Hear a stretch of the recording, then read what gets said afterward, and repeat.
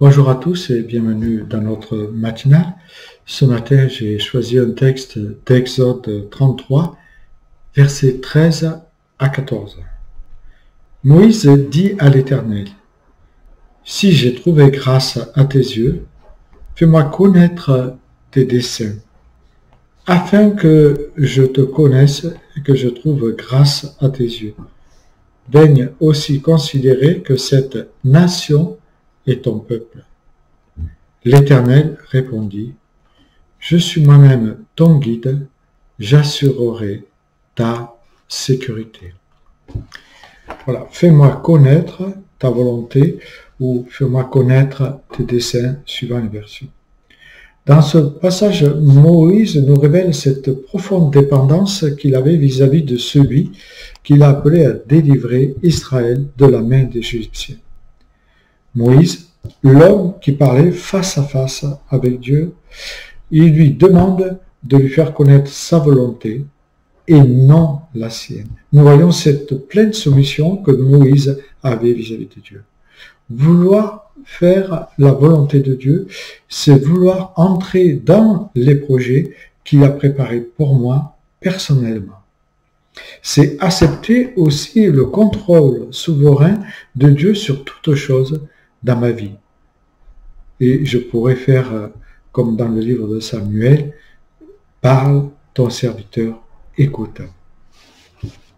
En lisant les Écritures, nous voyons que depuis la création de l'humanité, Dieu n'a pas de cessé de communiquer son amour, mais aussi sa volonté à ses créatures, à ses enfants, pour qu'ils soient en fait pleinement heureux.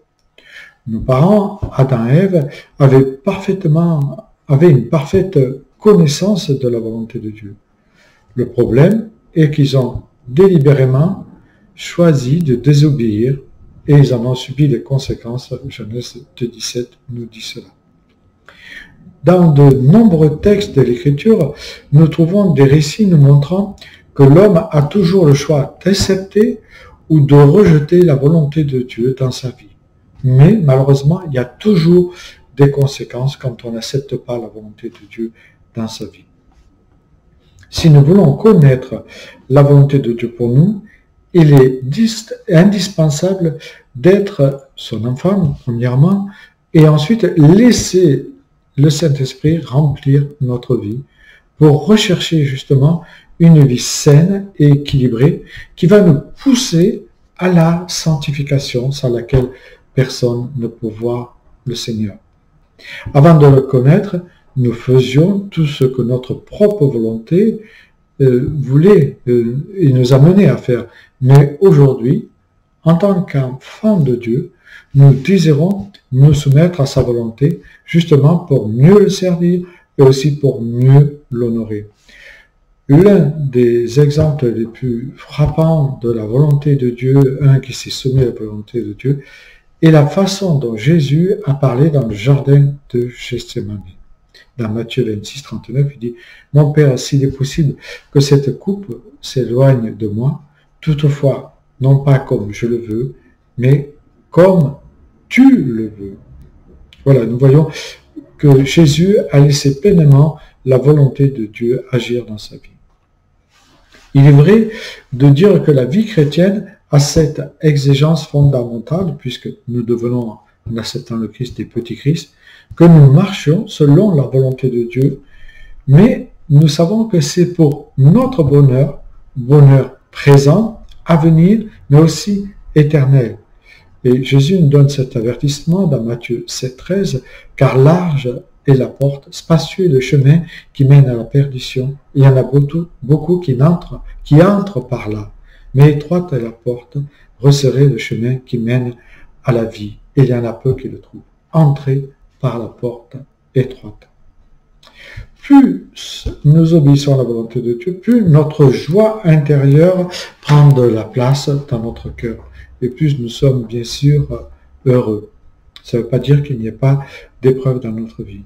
Dieu nous montre sa volonté dans la Bible par divers moyens qui lui appartiennent. Ces divers moyens sont premièrement les Écritures. Sa parole doit être une lampe à nos pieds et une lumière sur notre sentier, comme le dit le psaume 119, 105.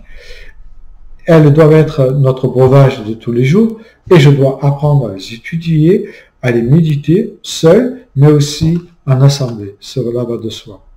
Et puis, deuxièmement, il faut que le Saint-Esprit habite à moi et qu'il me montre la volonté de Dieu, qu'il me conduise selon la volonté.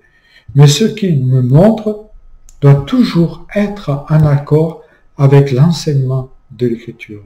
Nous devons toujours nous poser la question, est-ce vraiment en accord avec ce que Dieu dit dans sa parole? Et troisièmement, les circonstances. Les circonstances doivent aussi confirmer la volonté de Dieu dans ma vie. Si ce que nous voulons faire n'est pas en harmonie avec l'enseignement biblique, ça ne peut être la volonté de Dieu. Si les circonstances ne donnent aucune confirmation, alors nous devons attendre patiemment.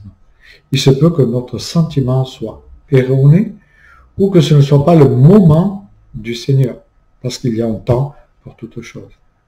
Quand la situation se présente à nous, nous devons toujours dire « Seigneur, non selon ma volonté, mais selon la tienne ».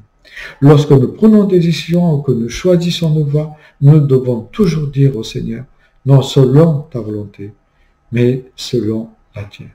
N'oublions pas, Jésus a dit « Je suis avec vous tous les jours jusqu'à la fin du monde ».